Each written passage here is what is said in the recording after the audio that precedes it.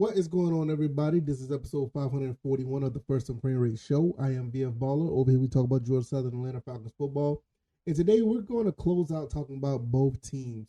The Georgia Southern Eagles is possibly losing their defensive coordinator with Will Harris.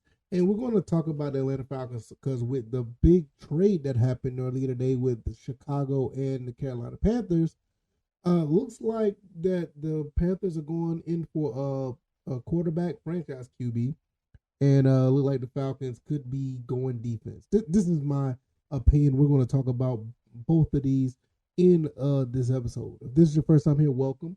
I can be found over at YouTube and Rumble. I'm also on Anchor, Stitcher, Spotify, Apple, and Google Podcasts.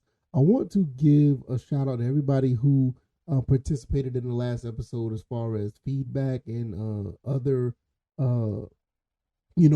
comments or whatever the case may be.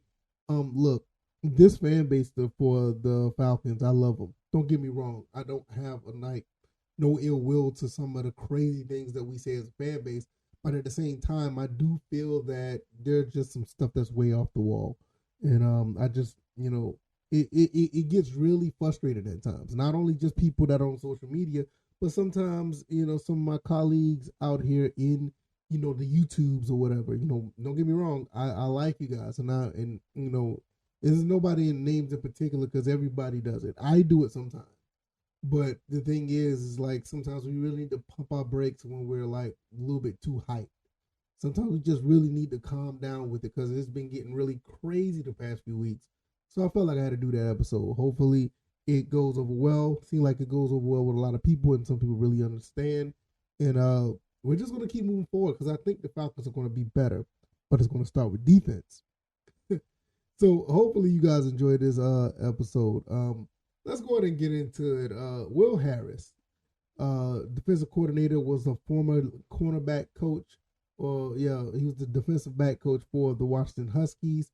He is possibly moving back to the LA, Los Angeles area. I mean, he played at USC. He had a job as like I said, the cornerbacks coach at Washington. He came to Georgia Southern for 1 year as a defensive coordinator, and it looked like he's going to get a job with the LA Chargers. I wish him the best. I don't think it's too big of a loss for Georgia Southern. If you watch any of the games, we had a pretty explosive offense, but the defense was just not where it needed to be. And I'm not really blaming him because he only been with the program for a year. But even though you've been there for a year, you look at the situation where a lot of guys just had issues with tackling. Looked like tackling technique wasn't necessarily a priority, to be honest. I mean, maybe I'm wrong, and I don't like to criticize the college side of the game because those guys are still just pretty much developing as football players, even in their college years. But it just seemed like the development wasn't there, and I can't really say it was all on Coach Will Harris, but when you really look at it, it goes somewhere. Coach Kevin Whitley is still on the staff. Hopefully, he will get a shot at being the defensive coordinator. I think he does a phenomenal job with cornerbacks, so it would be really interesting if he has a philosophy when it comes to actual, running a defense. Don't know who's going to replace him if he moves on. But it's going to be really interesting to see. So all reports right now saying that Will Harris may go back to the West Coast. I mean, he's from that area. I totally get it. It's kind of similar to we lose our offensive line coach. He went to Louisville. He was an alumni Louisville alum. I think I said that right. Anyway, he went. So you see Will Harris is going as well. I one more thing before I move on to the next topic. Will Harris, just don't get me wrong, I appreciate him coming to Georgia Southern, but and maybe I think that he was a really good fit, but something about getting him from the West Coast all the way here, this was one of my biggest fears about him coming here. I don't know what kind of ties he has with the Southeast. Maybe I'm wrong, but I mean, he did his due diligence. He did go around in areas of Georgia, understanding how the culture is in as far as college football goes. But I never. This is probably one person I looked at and I thought this is not going to be a long term deal. This is one thing I knew. I knew that he wasn't going to be here for 3-4 years. It'd have been nice, but I think he's more comfortable back where he is, where he wants to go. If the reports are true, that he will be going to back to the West Coast. I mean, I totally understand. I mean, I'm from Georgia, and we just recently moved back to Georgia, and I can tell you, I've just felt so comfortable being back here. So I do kind of understand where he's coming from if he does move back. So wish him the best. Absolutely wish him the best. He wasn't able to get things together in 1 year. I mean, most times you don't do that. I mean, the thing that Coach Clay Helton did, turning this team around offensively, him and Ellis. I mean, that was like amazing. Nobody saw that coming. I mean, we was a run first spread option or run option team, and we ended up throwing for over 4,000 yards first year with Van Trees. So the defense still needs some, the defense still needs a lot of work. And I think we brought a good bit of people in, and I think we're going to be fine. And I think some of the kids are, I don't know how impacted they're going to be about this move, but I think they'll be fine and they're going to perform at a high level. I think there's big things for Georgia Southern this year. I think we probably get maybe three. I don't want to jinx it. Maybe 3 more wins than last year. So you're talking about 9 wins. But we'll talk more about that once we get to the. We'll talk more about that when we get towards the spring game. But which coach Harris the best and in his endeavors. Thank you for the 1 year that you was here. Really, really appreciate it. Let's jump over to the NFL. Just as I was recording, I just saw this that the Carolina Panthers just traded for the number 1 overall pick. Now they're saying that they're going to be in the process of looking into other picks and trading back down. I mean, like what are we doing here? The Panthers. This is like really weird that they got the first round pick. I mean, the first overall pick. Now they're going to trade back down because they want to control what's going on. I don't know. Whatever the case may be, the Falcons still have the number 8 pick, and I feel like at this point we're going defense. I don't see us because you got the Panthers, you got the Texans, you got the Colts, you probably got the Seattle and the Raiders all looking for quarterbacks. So this is going to be really interesting to see how this plays out because you got 4 quarterbacks available with 4 teams, maybe 5 teams who want a quarterback. It's going to be really, really interesting. All the quarterbacks off the board, that leaves with Atlanta Falcons with a lot of guys on defense to pick. And I think the Falcons are going to go defense. And the person that you see on the screen is the person I think they're going to pick. I think they take Nolan Smith at number 8. The only difference that they will not take Nolan Smith is because of 2 reasons. If Will Anderson or Jalen Carter is still there, I think they take one of them over Nolan Smith. But I feel with the Panthers, I don't know. Hopefully they still at number 1. They will take C.J. Stroud.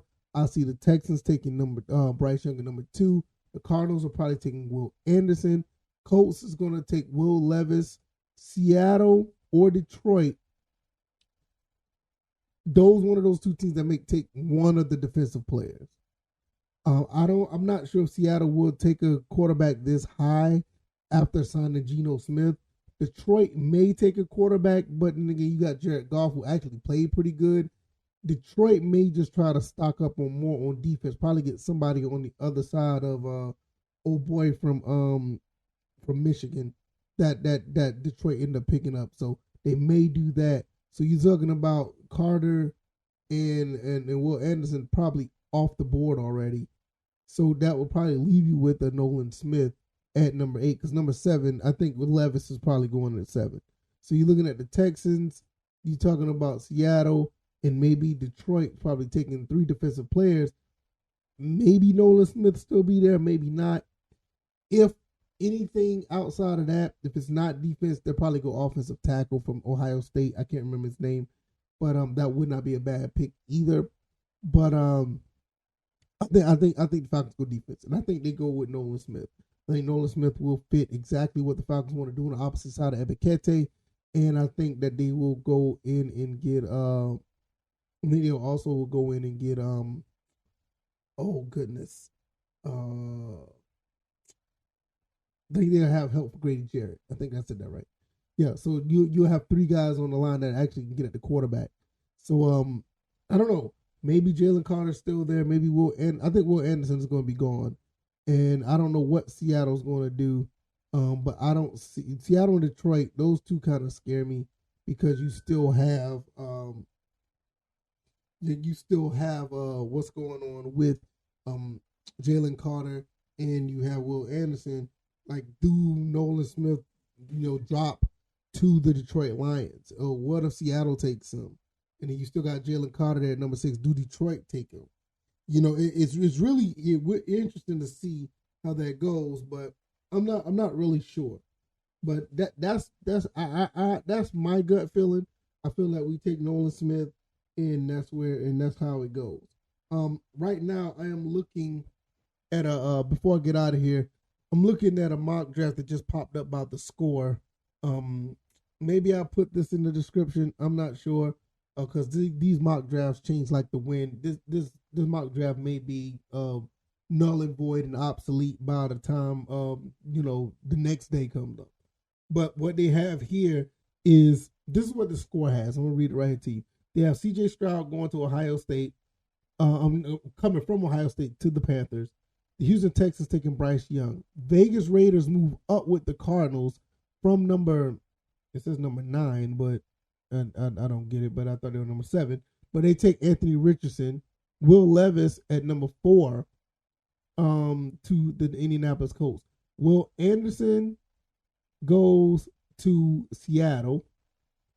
6 at the Lions getting Jalen Carter. So yeah, Will Anderson going to Seattle. Jalen Carter going to the Lions. Number 7 is Tyree Wilson. And they have the Falcons. Richard, really interesting.